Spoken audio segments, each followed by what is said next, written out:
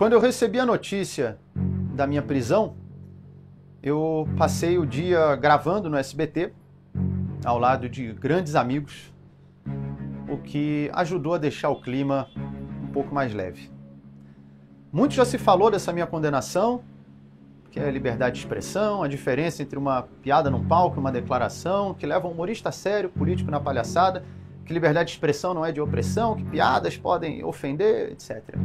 Antes de me pronunciar, eu quis ler toda a sentença da juíza que condenou um humorista, no caso eu, a mais de 8 anos de prisão e uma multa de quase 2 milhões.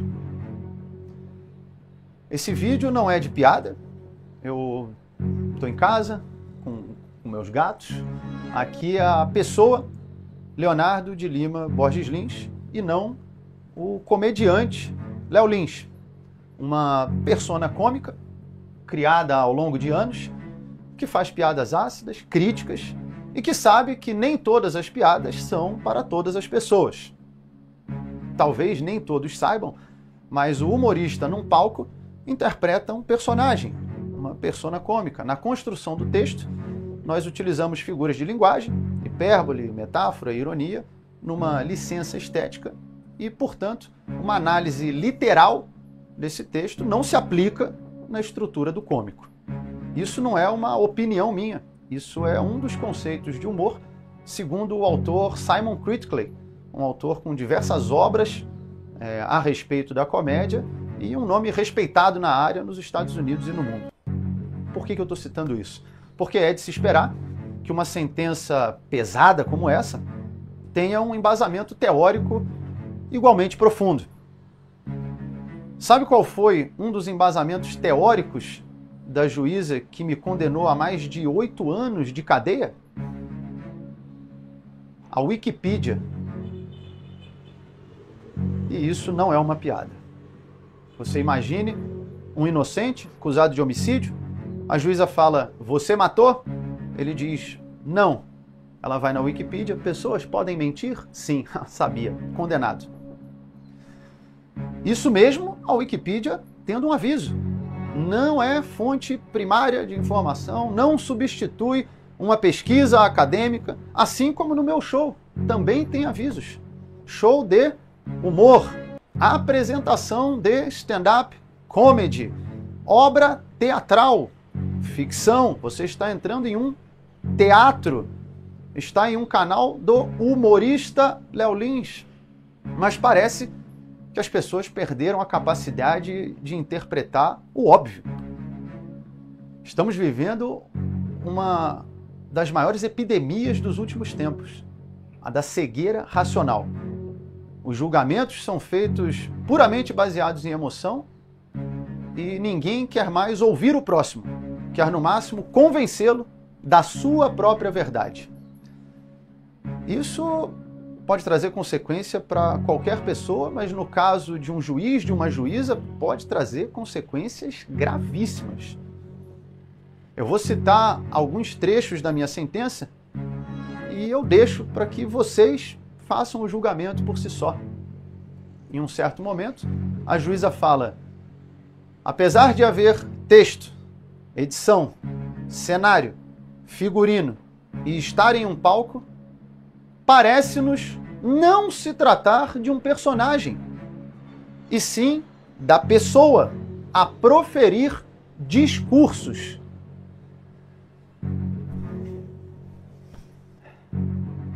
Eu te mostro a cabeça de um jacaré, o corpo de um jacaré, o rabo de um jacaré, e eu pergunto que animal é esse? E você responde, é um camelo. Aí não adianta mais argumentar. Não importa o que eu fale ou o que eu mostre, você já decidiu antes de olhar. Em um outro trecho, ela fala, e por mais que tenha acontecido em um teatro, ao ir para o YouTube, saiu do teatro.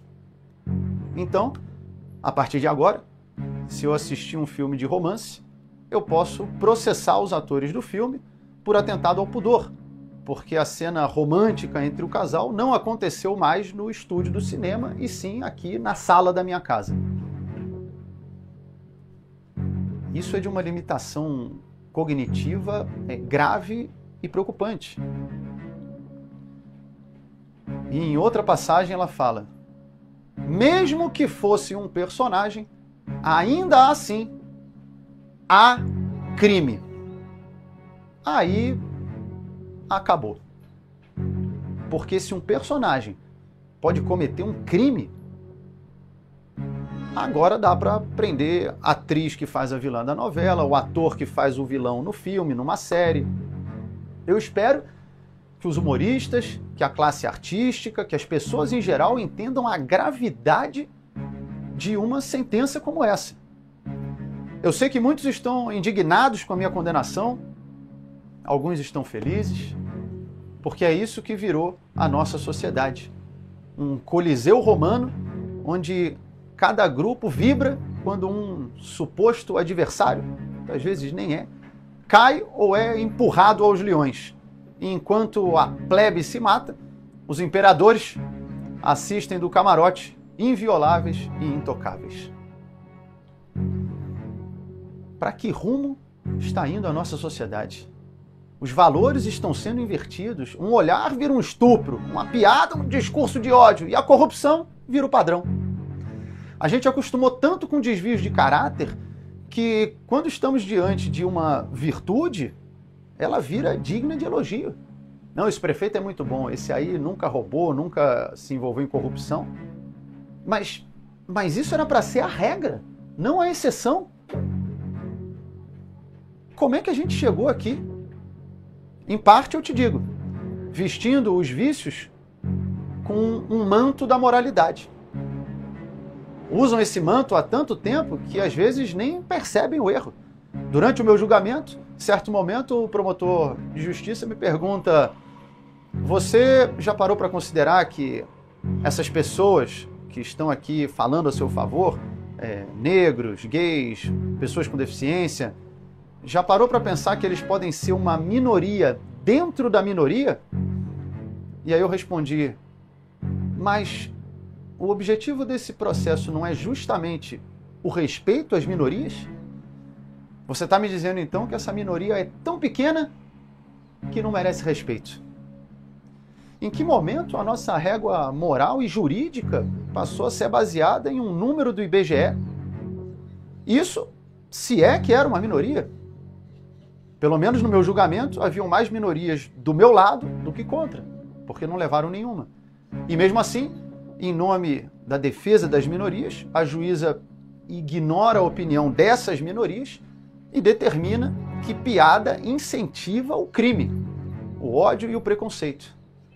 Provavelmente, então, essas pessoas envolvidas no desvio de bilhões do INSS, coitados, às vezes eles só ouviram muitas piadas de idoso ou piadas de corrupção, e aí estavam rindo, quando viram, roubaram. A culpa não é deles, a culpa é do riso. Aliás, criticam também pessoas que riem de determinadas piadas. Como é que pode rir disso? Olha, diferentes pessoas têm diferentes sensos de humor. Mas não, como é que está rindo? Por que está rindo? Quando a gente ri, nós liberamos endorfina, dopamina, neurotransmissores que fazem você se sentir bem. Eu não vejo problema nisso. Eu acho mais problemático quando, ao ouvir uma piada, a pessoa, ao invés de rir, reage com ódio. Como fizeram na França, ao invadir o prédio dos cartunistas e metralharam todos. Como fizeram no Afeganistão, onde sequestraram e executaram um comediante por causa de piada. Ou até em violências menores, como no caso do Will Smith, que deu um tapa na cara do comediante Chris Rock. Situação semelhante eu vivi aqui em São Paulo, parado na rua, tomei um soco na cabeça pelas costas. Tem vários exemplos de agressão de pessoas que se irritam com a piada, mas não que riem com a piada.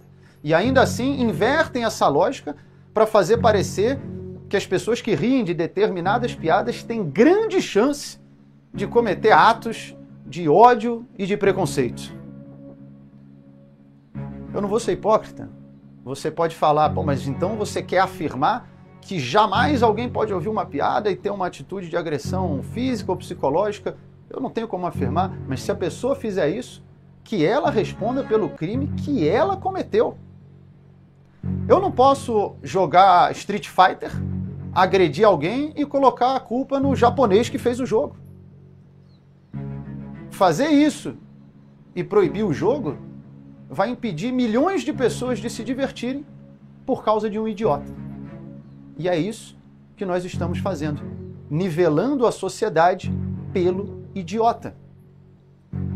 Concordar com sentenças como essa é assinar um atestado que nós somos adultos infantiloides, sem a menor capacidade de discernir o que é bom ou ruim para nós, e precisamos de um Estado falando do que você pode rir, o que você pode ouvir, o que você vai poder comer, o que você pode falar e até um dia o que você pode pensar.